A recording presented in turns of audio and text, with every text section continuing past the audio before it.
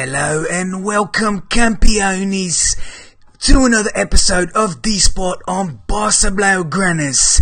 We're talking El Clasico here. We're talking Barcelona against Real Madrid.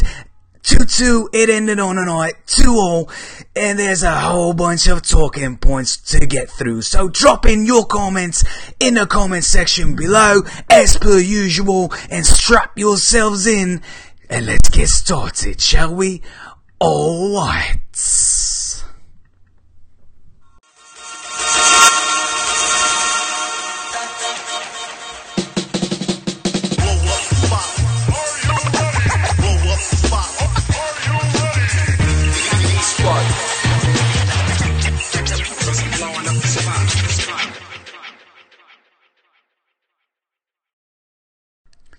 That's right, Campeones, we're talking FCB here, we're talking Barça, we're talking at this pace, we're talking rapidly, and I'm gonna cut the act and get back to I normally talk. Alright, Campeones, ¿qué pasa, cracks? Mira, Ahmed Mohammed already dropping in saying, Diego, my man, what's going on, Carl, what's going on, Maron? Blow up the chat, blow up the spot with your emojis, with your comments, etc. Because we are talking Barça, we are talking El Clasico, we are talking about the 2-2 draw. And Mohammed has said it, your prediction was right. 2-2, I called it on Churros y Tácticas. Yes, indeed, I did. Thanks for picking that out, Mohammed. Lucky guess. But yes, I was right on that occasion. 2-2, guys, 2-2. And what a Clasico it was. I saw a lot of people having, interesting opinions. Let's put it that way. Interesting comments, to say the least. Some people saying that they were not entertained. Others saying that they were highly entertained. Me, for one, I was sitting at the edge of my seat, biting my nails. I was nervous for this one, I'm not gonna lie. I saw our unbeaten streak in danger, in peligro. It wasn't a certainty at any stretch of the matter. Despite having very good spells, this was a match with, ebbs and peaks and troughs, as a friend of mine would say. Ebbs and flows, I think another one. But let's say momentum is what really marked each and every instance in this match. And I boil it down to 7 key moments that I'm gonna get to in just a bit. Before that, I see, Mohammed saying Campeones ole ole ole. Carl saying, Diego, my man, what's going on, Carl? And Ahmed saying, good morning, Diego, how you doing? How was the Clasico? I was not happy about the game. And that's what I was talking about. Ahmed, in your case, you were not happy. I was happy. I was entertained. Let's put it that way. I think happy is probably not the right word. Let's say I was entertained, by the match last night. And, despite all of the controversy that we're gonna address now, that is my 7 key points. It was an entertaining Clasico. I don't think anybody could have been bored. Now, you could have enjoyed this match more or less. Of course, from a playing style perspective, we certainly need to, I don't know about scrutinize, but criticize the team, because there were good moments and there were bad moments. Madrid could have run away with this one, and Barça could have as well. So let me flip on some highlights while I get to your questions and while I go through the talking points. Alright.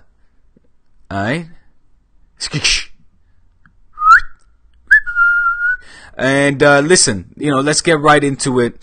Barça 2, Real Madrid 2, and for me, in my opinion, guys, in all honesty, I think it's the fair result. I think it's the result that really both teams deserve. I don't think any team really deserved to win on the night, and I'm going to explain why, okay?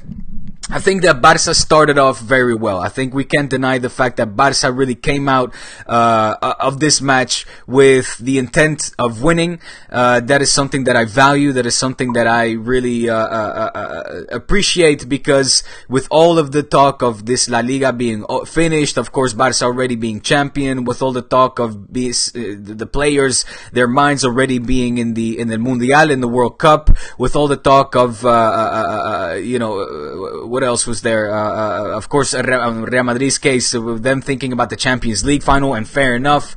with all the talk of this clásico being un clásico descafeinado, decaffeinated, they called it here in Spain, this was an electric clásico, make no mistake. And I think perhaps potentially the reason for that is because there was no pasillo. Okay, obviously Zizou announced it, they talked about it over and over in the press, players had their say, everybody had their say. At the end of the day, Zizou made good on his promise, and by that I mean he didn't do a pasillo, and I think that kind of irked the Barça players the wrong way. It rubbed them the wrong way, and I think you could see it when this match started. It was Barça in those initial minutes. I thought that in general, Piqué in the back and Luis Suarez and Messi had a stellar performance, but I want to mention Sergio Roberto for obvious reasons, because I thought that Sergio Roberto had a good performance, very good performance in those first 45 minutes, and I would have loved to have seen him on for the second 45, because I think this match would have been different had he not committed that silly red card. Absolutely silly. Very unlike Sergio Roberto for that matter. I wish that I would have known the reasons for him losing control like that, because it didn't really look like Marcelo did much to provoke him. Of course, we're going to talk about beforehand the Marcelo red card, and like I said, I want to keep all that for the 7 key moments, which I'm going to get to shortly. Just want to breeze through the 90 minutes the way that I saw it. As I said, momentum. Barça started out good, scored a goal, momentum shifted, Real Madrid then had the upper hand. The first 45 minutes ended with a lot of tension. And then the second 45 minutes started with, of course, Barça down to 10 men. Now, before I give praises to Real Madrid, and I think that they, deserve some praises here, what has to be said is that Barça deserves potentially more praise for lasting the entire match and even managing, with being down to 10 men, managing to get on the score sheet for the 2-1, and keeping this game at a 2-all draw. I think in general, and again, referee decisions aside, culés need to be happy with the end result, seeing as we were down 10 men and Madrid could have had this game for the taking. But it was down to momentums. Real Madrid then overpowered Barça in the second half, as you would have expected. All of a sudden, momentum changed. It then went into Barça's favor. Barça got on the score sheet. 2-1, Messi, beautiful goal. Could have been a 3-1, should have been a 3-1. Again, I'm going to get to those 7 critical key decisions in a second.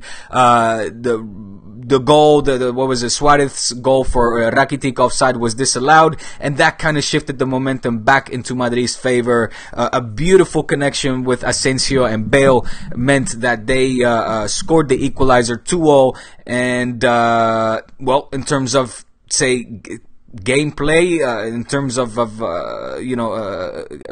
score, the score line, the match stayed the way it was, and I think it's fair. Why do I think it's fair? Okay, I'm gonna get to that right now, and for that, I would like to pop up a tweet, and I'll just pop up the tweet that I'm about to post for La Liga Lowdown.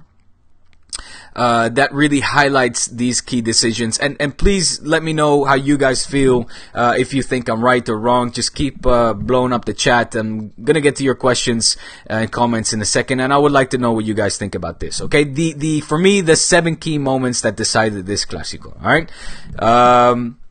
the Ramos and Suarez scuffle.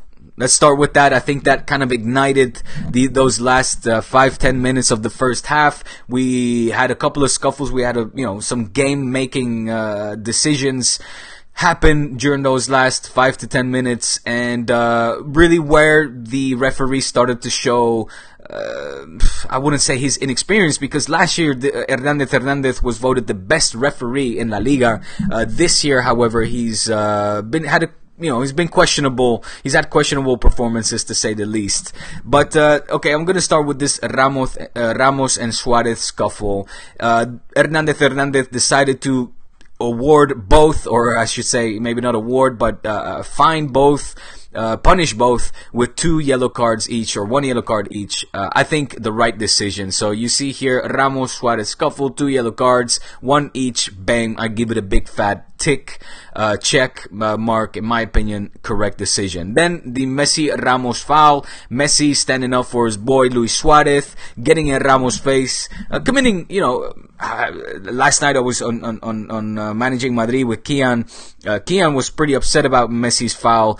I didn't really see much harm. A yellow, como mucho, at the most, a yellow card. Hernandez gave him a yellow card, the correct decision there as well. Then the Bale Umtiti foul. Bale running into Umtiti. Nasty business. Nasty foul in the back there. How the referee didn't see that, I really don't know. That is really where his error started. Should have given a red card to Bale. Didn't. Not even a yellow. A big fat X for me right there. Then Sergi Roberto slapping him in the face. Don't do that, my boy. Sergi, ¿qué haces, tío? Don't do that. Don't do that. I wonder what happened exactly that triggered that sort of a reaction from Sergi Roberto, who normally is, a very cool, calm, collected, composed kind of guy. Very unlike Sergi. I think Valverde mentioned it as well. He doesn't understand what happened and why he did that, but he did it nonetheless. Deserved the red card. 100% deserved the red card. Wasn't like a flagrant foul, but you just can't do those things. Red card. Sergio Roberto out. Correct decision, Hernandez. Then we're in the second half now, guys. Suarez fouls Veran, and provides Messi with the assist for the 2-1. Absolutely 100% a foul, no doubt about it. Even Luis Suarez, in a funny kind of post-match interview, said, "Mira, le hice un poquito de falta. I did him a little bit of a little tiny foul." If Luis Suarez says it's a little foul, then we can pretty much guarantee that it was most certainly a foul. And it was. I mean, there's no doubt about it. There's no debating that. There was certainly a foul from Suarez on Veran, and that led to the 2-1. So wrong decision there. Right now, to keep score, we are 1-1 in terms of fouls, or say the team that was more harmed by the incorrect decisions from the referee. Bale Umtiti red card, Barça 1, Suarez Veran foul. Madrid 1, so that is 1-1. Then we're on to the disallowed goal, and something that the media is not really picking up on, and I wonder why. I'm talking mainly the Madrid media here. The disallowed goal, the wrongly disallowed goal from a supposed Rakitic offside. Suarez scored the 3-1, what could have been and should have been the 3-1. Rakitic was not offside. Wrong decision there, guys. Wrong decision there. 100%. Again, should have been the 3-1. It wasn't. Wrong decision by Hernandez. That's 2-1 for Barça. And then finally, the Jordi Alba on Marcelo penalty. Also clear as day. Crystal clear. Should have been a penalty. Absolutely. Marcelo maybe exaggerates his fall a little bit. Maybe that is something that, brought in the doubt to Hernandez to call that penalty. I don't know, but it most certainly was a penalty. It was a clear foul and should have been a penalty. So, yep, 2-2. It ended not only on the score sheet, but also in terms of the refereeing decisions going either in favor or against Fútbol Club Barcelona and Real Madrid. You can count them here. 7 key moments. 1, 2, 3, 4, 5, 6, 7. 3 green checks, 3 check marks where the referee got the right decision, and 3 big red marks, big red X's where the referee made clearly the wrong decision, and that ends in 2-2 each. So again, not only the score ended up in 2-2, but also the refereeing decisions, either benefited or hindered one or the other teams. 2-2. So, y eso es lo que hay, chicos. Mira, esto es lo que hay, ¿vale? No podemos hablar más. We can discuss this back and forth as much as we want, but at the end of the day, that was it. So, Do I think it's a fair result? I go back to my original statement. Yes, I 100% think that the 2-2 on the night is a fair result. We cannot complain you cannot complain if you're culé. You cannot complain neither if you're merengue, if you're a Madrid fan, because of those, again, this is obviously my opinion, but those 7 key decisions that marked this Clásico, it clearly shows that both teams were equally, hindered or benefited, depending which way you look at it. So that's it, man. That's pretty much for me. I have not much more to say except that this was a cool Clásico, entertaining Clásico. I wouldn't say cool, but entertaining, controversial, decisions going back and forth. And in terms of style of play, look, it left a lot to desire, but oftentimes these Clásicos you can't really, you have to forgive that sort of things where tactics and strategies, son de segunda plano. They become, a second, they're say not prior, they're not a priority of the match, and because of the emotions, because of all the tension that is that are involved in these kind of games, strategy and tactics sometimes are in the background. That's the word I'm looking for. And y es así fue. That's how it was last night. Like I said, I think that probably the pasillo thing ticked a lot of people, ticked a lot of the Barça players off. Maybe that's why they came out with a little bit more tension. I think as well, let's not forget that Andrés Iniesta, this was Andrés Iniesta's final Clásico, and Graham Hunter gave a beautiful quote to me yesterday, and I'm gonna have to look it up, which I can't right now. But he said sometimes there's other forces that determine the end result in these kind of matches, these kind of Clásicos. And he said the will of the Barça players to give a worthy send-off of Andrés Iniesta's last Clásico might potentially be a determining factor in the end result. And I think, potentially that was probably the case. I would have also liked to have seen, Andrés Iniesta obviously substituted early in the second half. I would have liked to have seen some of the Madrid players maybe, give him a little dab, give him a little tap on the back of the head, and paying their respects to this Spanish footballing legend. Zizou did in the tunnels. Big respects to Zizou. I don't know if you guys saw. I can try to look it up right now. Zizou at the end of the match there waited reportedly for 5 or 10 minutes for Andrés Iniesta to finish all of his interviews, his not really press conference, but his interviews with the press. And let me see if I can pull it up. This will load a little bit quicker than perhaps. Me cago en 10. Bueno, no sé. Mira, aquí los errores de Hernández Fernández en el Clásico. I wonder if Marca agrees with me. I don't know. I haven't really checked out Marca yet. But just trying to pull up this picture of Zizou and Iniesta hugging in the tunnel during the press conferences. Boogarooey. Let me try to take a question in the meantime. What's going on, Sad Asad? Omar saying, will your friend Robert Fernandez get a contract renewal? I don't know, man. I don't know right now. We will see how the summer fares. I don't know. I know that his contract is running, is finished this summer, so I'll get to that in a second. Mira, aficionados en Canaletas, Barça supporters went out to Canaletas, close to La Plaza Catalunya, to celebrate this winning of La Liga and this tie against Madrid. Mira, no lo sé, no lo encuentro. I can't find it, guys. All right, sorry. But look it up if you want. Look it up. Zizou and Iniesta hugging it out. It's a nice moment. All right, let me get to your questions. We're on 19 minutes already. Jesus, time flies when you're talking Barça.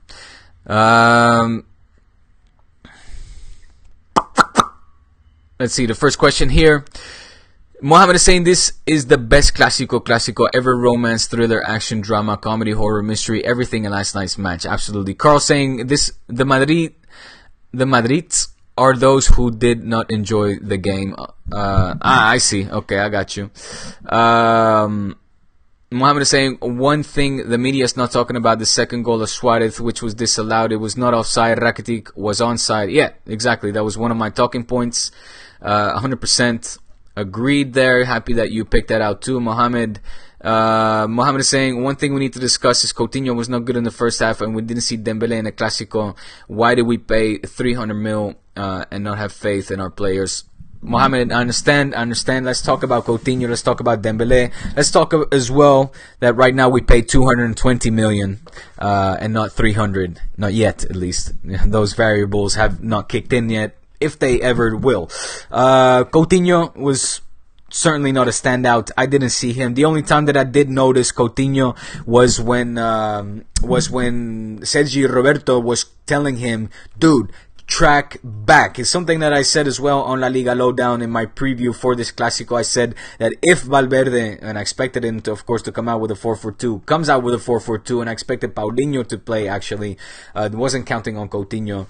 I was saying, Coutinho, don't forget to track your ass back and help out Sergio Roberto, who's often, in trouble and alone against guys like Marcelo or Ronaldo, who creeping up that left flank, right? So, and we saw that yesterday. We saw that Coutinho, a lot of the new rivals don't have this natural instinct to track back and help out in defense. I'm talking Dembele, I'm talking Coutinho, I'm talking Paulinho, I'm talking Andre Gomez even. They forget, and Sergio Roberto yesterday was frustrated at some point. I don't remember the exact minute. It was around the 22nd, 23rd minute, where he was telling Coutinho, dude, you gotta come back and help me.